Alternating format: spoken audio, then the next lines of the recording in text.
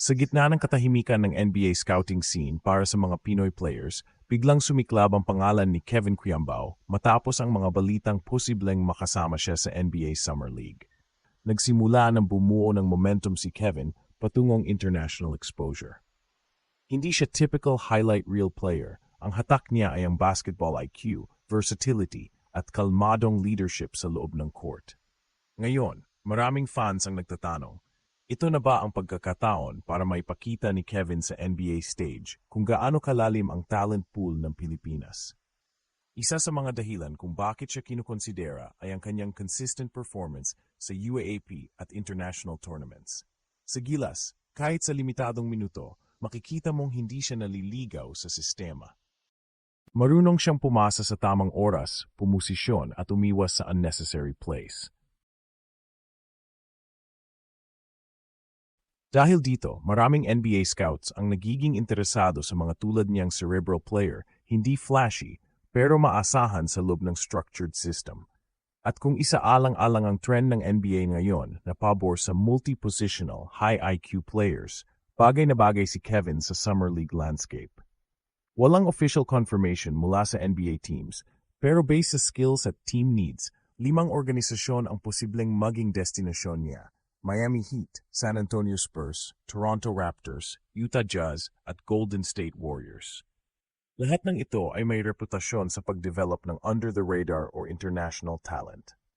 Ang tanong na lang ngayon, may sapat pa siyang connections, teaming at mindset para makuha ang slot at magtagal? Kung oo, baka ito na ang simula ng isang makasaysayang paglalakbay. Hindi ito usapang hype, ito'y konkretong posibilidad. Kung madadala ni Kevin ang kanyang professionalism, tapang at disiplina sa training camp, walang imposible. Hindi lang ito personal milestone, kundi isang panibagong pinto para sa lahat ng batang Pinoy na nangangarap. Ang susunod na kabanata ng Philippine basketball sa global stage, baka nga Quiambao ang magbukas. Sa mundo ng basketball, may mga sandaling hindi mo inaasahan, pero ramdam mong malapit na mangyari. Ganito ang ingay na biglang bumalot kay Kevin Quiambao. Isang homegrown na produkto ng Gilas, UAAP champion at versatile forward na ngayon ay itinutulak ng marami papunta sa pinakamalaking entablado sa mundo, ang NBA. At ngayong may maulat na siya'y posibleng makasama sa NBA Summer League, lalong uminit ang tanong, handa na ba si Kevin Quiambao sa Liga ng mga Halimaw? At mas nakakagulat pa, may 5 NBA teams umano na itinuturing siyang fit para sa kanilang sistema. Panahon na para silipin kung bakit si Kevin ang isa sa mga posibleng susunod na makagulat sa international basketball scene. Unang-una, mahalagang maintindihan kung anong klaseng player si Kevin. Isa siyang point forward na may pambihirang basketball IQ, isang bihirang kombinasyon para sa local prospects. Marunong siyang magdala ng bola, mag-orchestrate ng opensa, umatake off the dribble, at kayang dumepensa sa positions.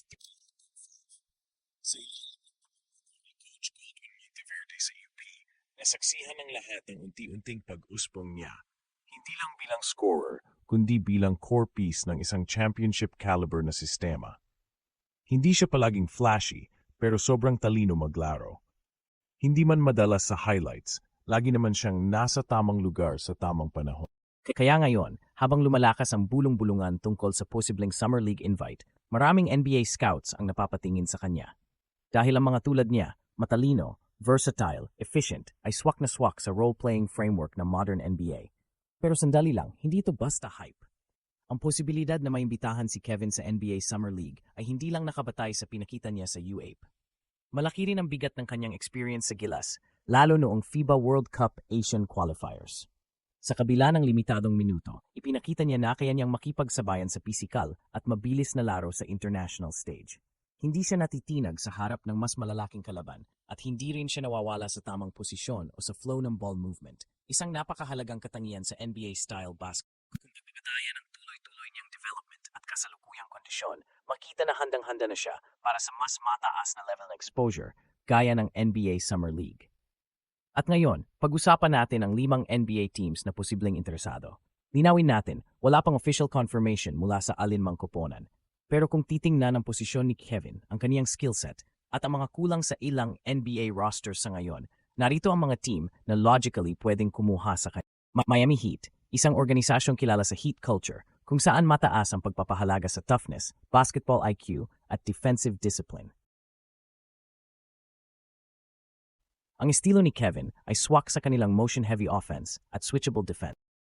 San Antonio Spurs sa ilalim ni Coach Greg Popovich. Ang Spurs ay historically mahilig sa international players na marunong maglaro sa system at willing magsakripisyo. Swak ang utak at disiplina ni Quiambao dito. Toronto Raptors, isang team na kilala sa pag-develop ng raw but intelligent talent. Kailangan nila ngayon ng forward na may size pero marunong sa short roll decisions, eksaktong ginagawa ni Kevin sa UP at Gilas. Utah Jazz, currently rebuilding at naghahanap ng young players na flexible ang posisyon. Ang Jazz ay may history ng pagkuha ng under-the-radar talent. Golden State Warriors, ito ang pinaka-agresibong pick pero kung tutuusin, ang off-ball movement, decision-making at team-first mentality ni Kevin ay akma sa system ni Steve Kerr. Hindi ibig sabihin na may kontrata na siya. Pero kung titignan mo ang pangangailangan ng mga teams na ito at ang class ng basketball IQ at versatility ni Kevin, makikitang may logic ang posibilidad.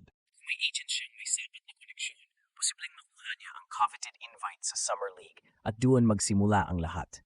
Hindi rin malayong mangyari ito dahil sa shifting landscape ng NBA. Sa panahong mas pinapahalagahan na ngayon ang read and react basketball at multi-positional defenders, si Kevin ay hindi na outlier. Sa katunayan, siya ang prototype ng bagong breed ng forwards.